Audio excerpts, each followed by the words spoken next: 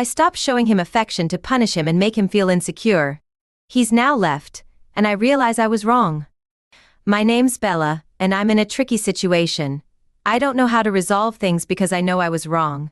I handled everything badly, but now I don't even know how to fix things. I don't want to lose him forever. You're right, I'm talking about a man, not a boy.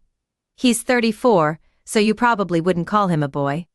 I should probably fill you in on the backstory, but I'd appreciate it if you could wait until I'm done before you make up your minds about me. I really didn't intend for all this to happen, and I regret most of my decisions. That's why I'm here seeking advice on how to get Sam back. I'm sorry if I'm rambling, but I'm just so nervous. Let me start over. I'm Bella, and I'm here because I need your advice on how to get Sam back. I'm sorry if I'm being vague, but I'm just so nervous. Let me start over. I'm Bella, and I'm here because I need your advice on how to get Sam back.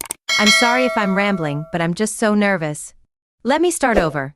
I'm Bella, and I'm here because I need your advice on how to get Sam back. I'm sorry if I'm being vague, but I'm just so nervous. Let me start over. I'm Bella, and I'm really nervous, even though I'm not saying it with my mouth. Even writing this is as intense as if I'm saying it in front of a big crowd, so here goes.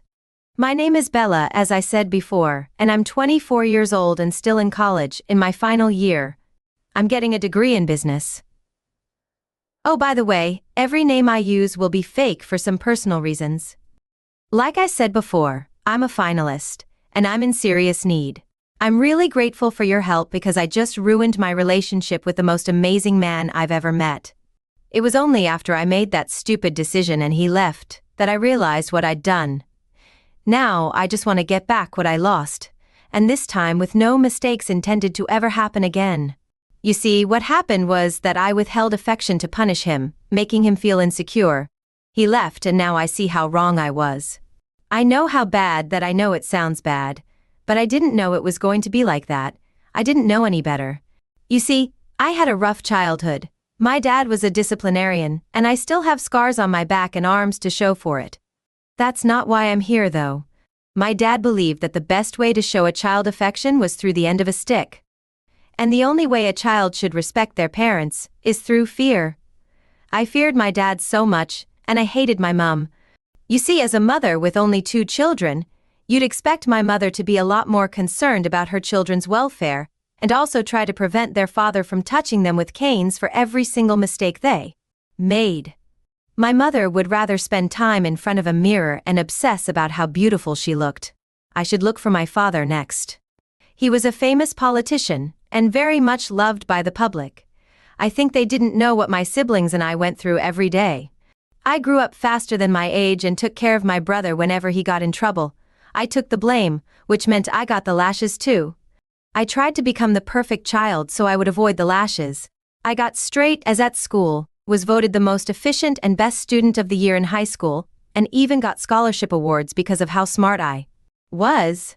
I wanted to please my dad, and believe me, despite all I did, my father only ever smiled at me and looked at me like he was proud of all my achievements. When he had to play the role of perfect husband and father in front of the camera, my mother she was the eye candy. Everyone wanted to be like her with that perfect smile and that adoring look on her face each time she looked at her husband. The cameras always seemed to capture it, that we were the picture-perfect family. But underneath all the makeup my mother wore to look perfect was a woman who was trying to please a man so badly she'd look like a doll all day without even thinking about her own kids. I was old enough to realize I could report my parents for child abuse. I did just that. I reported my father for child abuse, and with evidence too. I read lots of articles about children who had reported their parents and were rescued. I also read a lot about the whole process. So I reported my dad, and submitted pictures of fresh injuries inflicted on me by my father when he was trying to correct me for not sleeping when it was bedtime. Somehow the report got closed. I was told to my face that I was just going through a teenage phase, and that I was rebelling since I had always been good. They also told me that a lot of teenagers did that too. I almost believed their words, but I knew it was my father's handiwork and I was very scared of what he could do. I was locked up for a whole day with no food, only water, for trying to ruin my father's reputation. Let's just say I learned my lesson. By the time I was 16, my father died from a sudden heart attack. He had the attack while traveling on a plane. Even though he was given first aid, he couldn't make it to the hospital in time. He eventually died. My mother couldn't get over his death. She was eventually so depressed, she overdosed on a depression pill, so I became a rich orphan at 18. I was legally an adult, so all my father's wealth was released to me. I was also allowed to be my younger brother's guardian. My parents taught me to love by not showing any feeling or weakness. My dad said that if you show someone your weakness, they'll feast on it and eventually you'll become prey. I was able to break free at 19 and start building a company, with help from my father's lawyer and his personal assistant.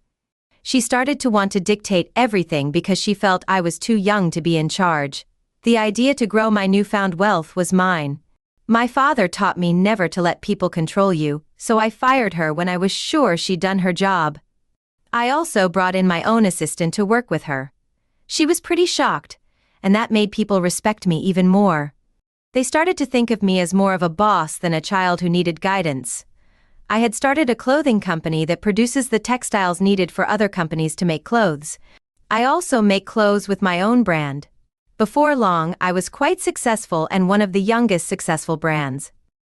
I was 21 when I decided to go to college. My lawyer said I should study business because I was already involved in business. I originally planned to study online, but my younger brother Elliot wanted me to have some fun. He said I was too uptight at 18. He was already a young adult, so I didn't know what to do. Our father left us a lot of money and I already had my own money too. My brother disagreed and decided to leech off me instead. I'm still not sure how the boy grew up to become carefree and happy with the world without any inhibitions like my father had taught us. Maybe because I was always trying to protect him from our father's anger and our mother's indifference, I decided to attend university as I was a time student, although at a different university from my brother.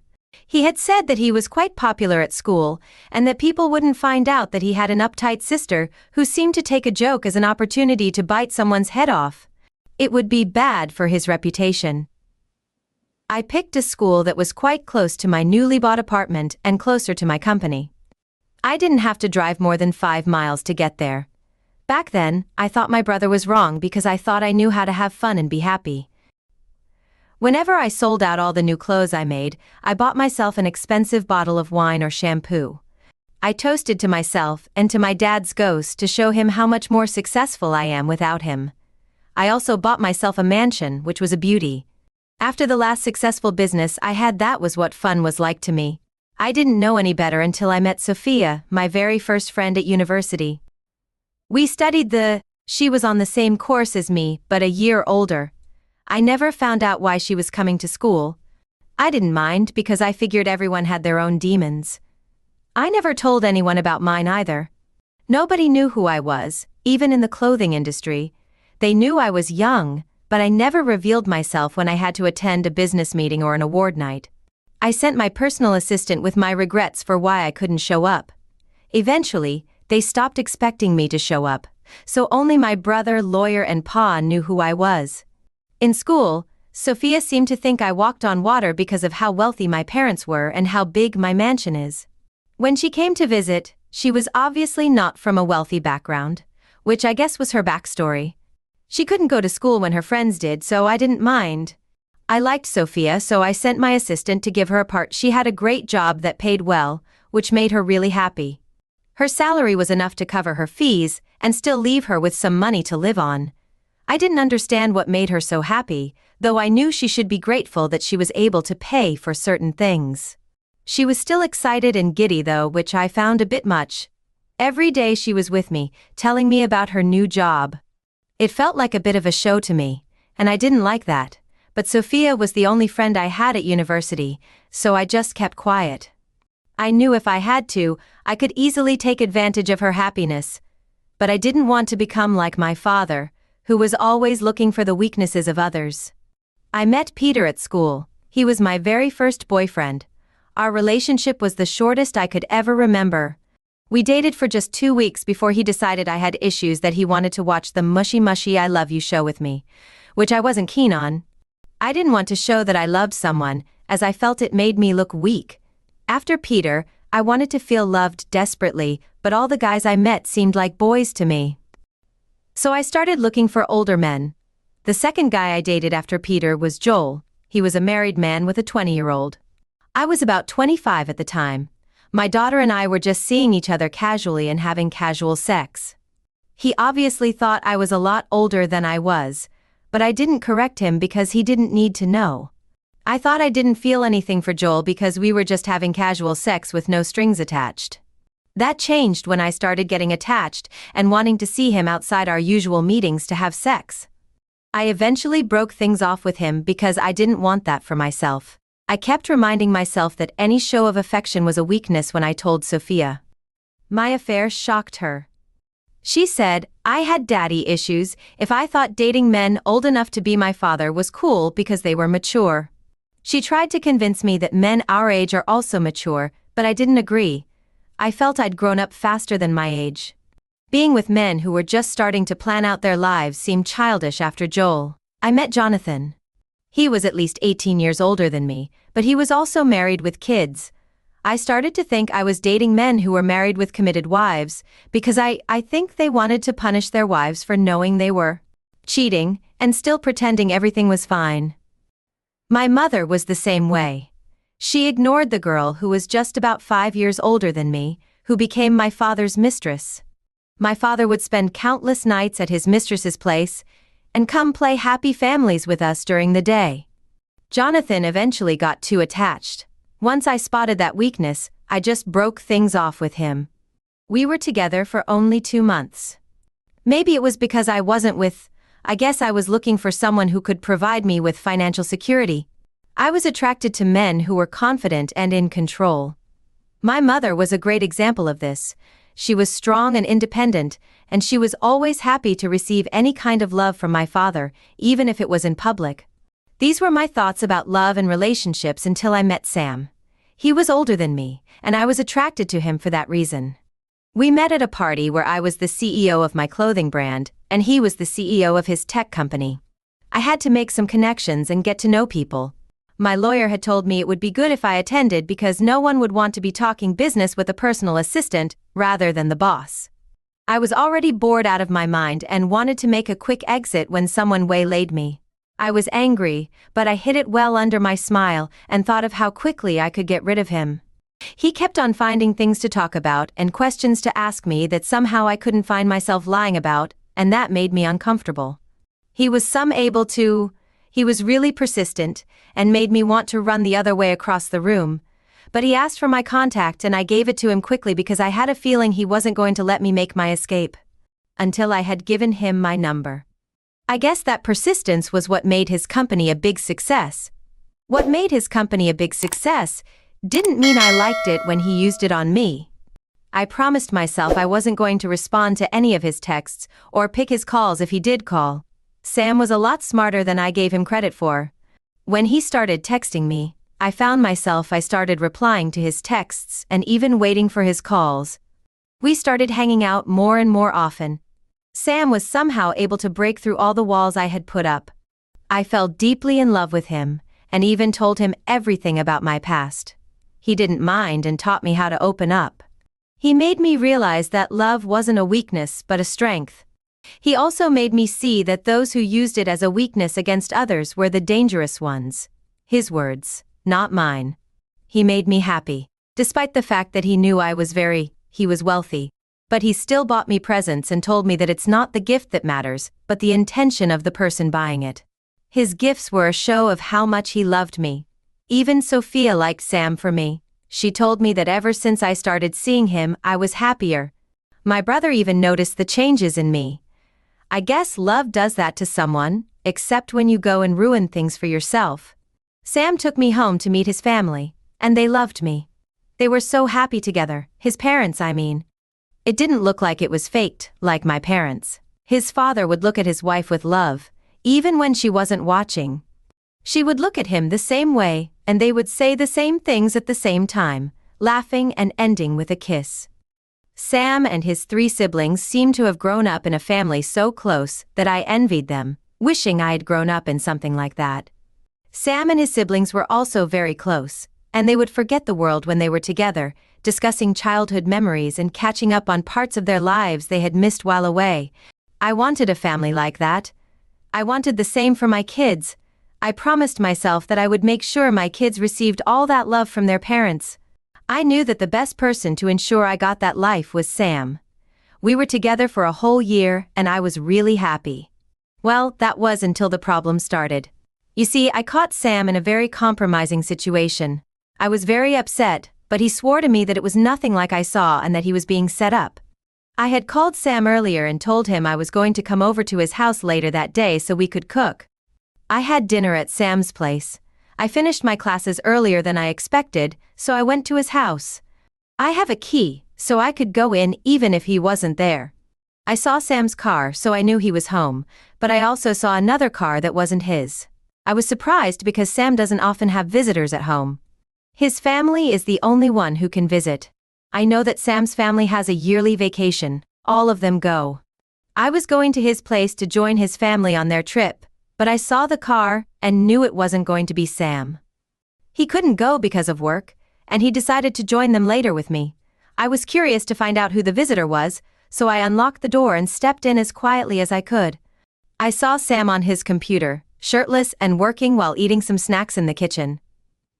I was just about to call his name to announce my arrival when I noticed I saw the lady in one of Sam's shirts, which was pretty awkward. I'd bought him that shirt for one of his business trips.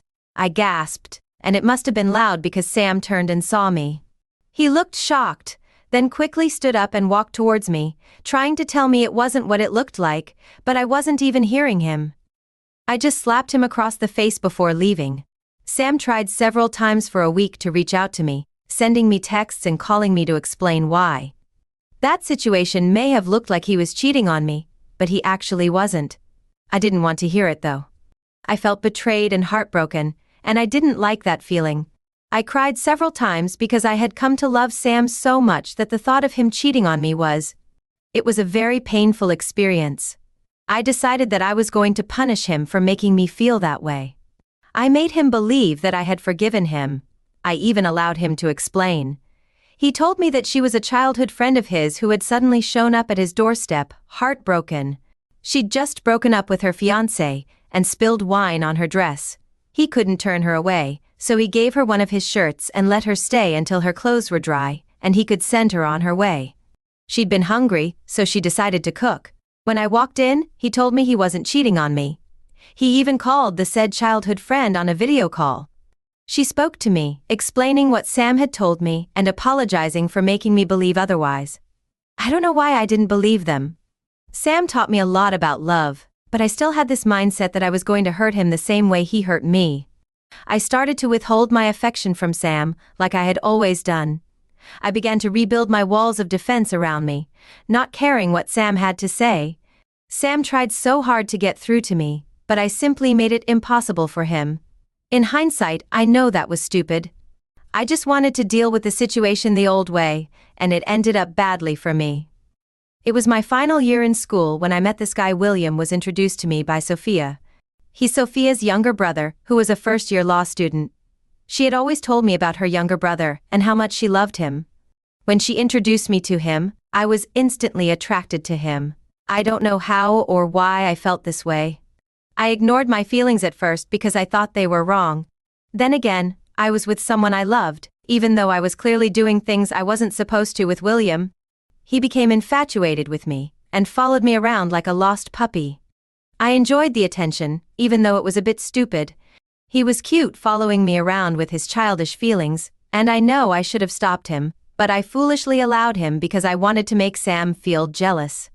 Before I knew it, I was in too deep and couldn't even get out. I started sleeping around with William, definitely behind Sophia's back. I didn't plan to, but I guess it got out of hand. My trying to make Sam jealous actually backfired because I started cheating on him. Sam was starting to complain about the time I spent with William, and I was lying. I was making excuses about how William needed guidance because he was new at school. But Sam wasn't buying it because William wasn't even in my department. He was getting really jealous of my relationship with William. At first I liked it when he was jealous, but then William's obsession with me became so intense that even Sophia noticed. I was scared because Sophia was my only friend, and I didn't want to lose her. If Sophia found out about it, Sam would definitely find out, and that meant I could lose everything. That made me really scared. I knew I had to break it off. I had to end things with William, but he kept trying to see me. For some reason, I stopped trying to stop him. One time, Sam almost caught us. William had been in my house. We were making out, and I heard my door opening, so I stopped him and listened. I heard Sam yelling my name, and he was coming towards my room. I quickly pushed William into my bathroom and threw him all his clothes, pretending to have just woken up. Sam was quite surprised by how messy my room was, because he knew I never slept in a dirty or... No matter how tired I was, I always made sure my space was tidy before going to bed. One time, I went to his place and I was exhausted, but he asked me to come over so he could give me a massage, and I agreed. I even took a taxi because I was too tired to drive. When I got to his place, Sam's room was a mess with his clothes and underwear everywhere. He said he didn't know what to wear because he had an important meeting earlier that day. Despite how tired I was, I cleaned up his room before I could sleep in it.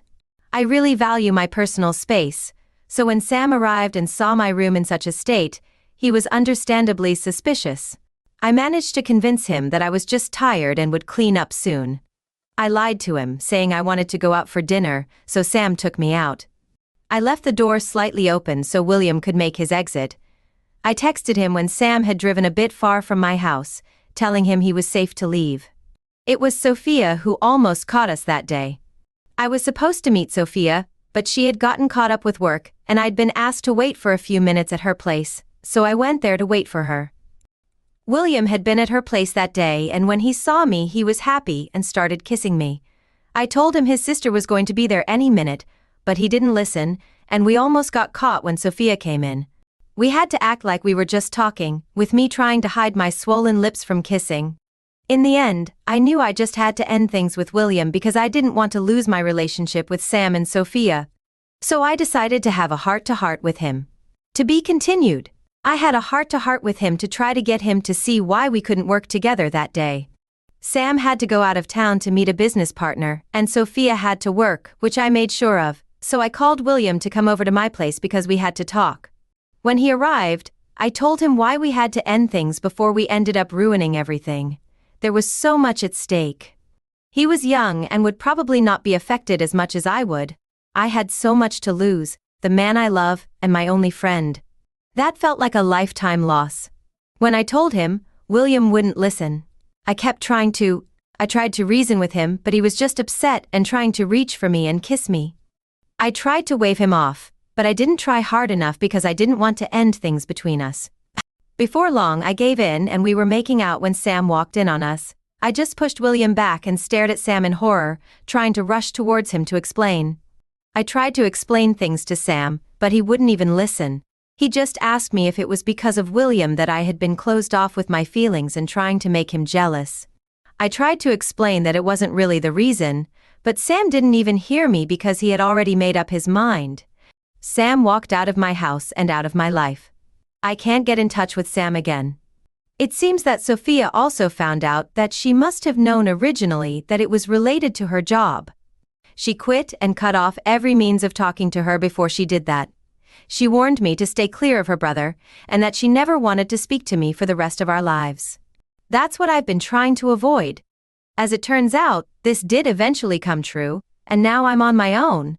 Even my brother refuses to speak to me because he's so mad at me for dating a minor. I really don't know what to do at this point. I'm so heartbroken and frustrated. I really need advice on what I can do at this moment. Please, any advice would be appreciated. Update: to say I'm devastated or depressed is an understatement. I'm really unhappy and feel like I've made a mistake. I came here to get advice on how to fix things with Sam, but instead, I got a lot of negative comments that made me feel worse.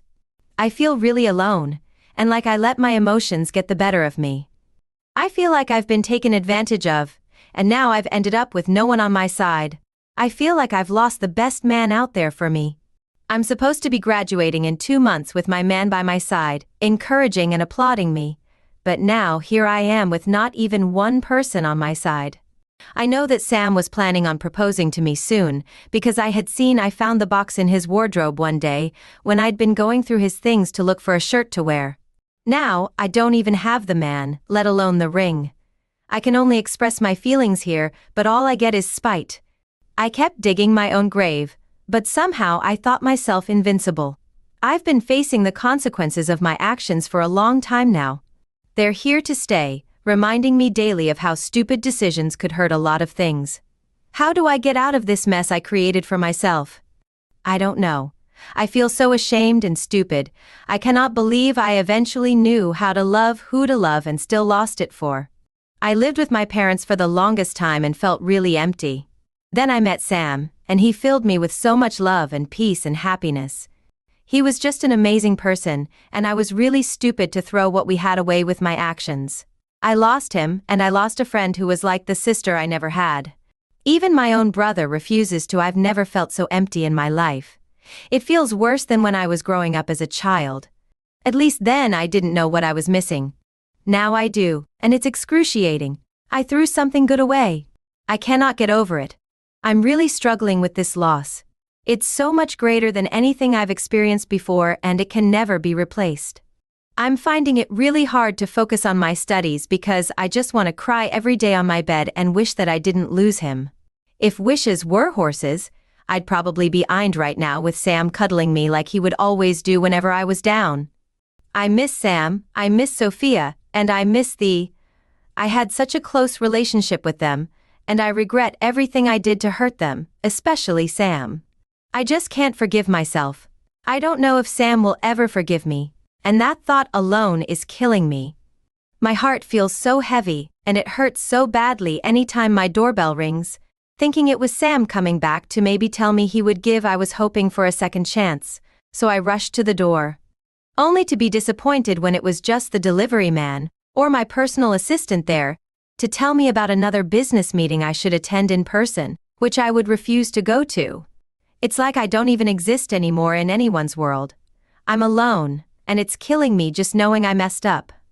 I'm stuck in this rut of regret, reliving the moments I messed up. My mind is filled with what-ifs, and taunts me with the love we had and the future we'll never have. Every waking moment is a reminder of my mistake. I'm constantly hurting, and I can't stop thinking about living without Sam. Every day is a reminder of what could have been, what should have been. I'm stuck in this prison of my own making, with no way out from under the weight of my mistakes. I'm consumed by the thought of what I've lost, what I've destroyed. My infidelity was a fire that burned everything to ashes, leaving nothing but regret and sorrow in its wake. I'm left to face the consequences alone, forever lost in this abyss of I'm really struggling to see how I can ever move on from this. I'm desperate to know if you think I can move past what I did. I'm all alone now, feeling depressed and also really regretful. This is my last post here. I know most of you don't like me and you clearly express your emotions in the comments, but I still appreciate them. They're better than living with this emptiness and hell I created for myself.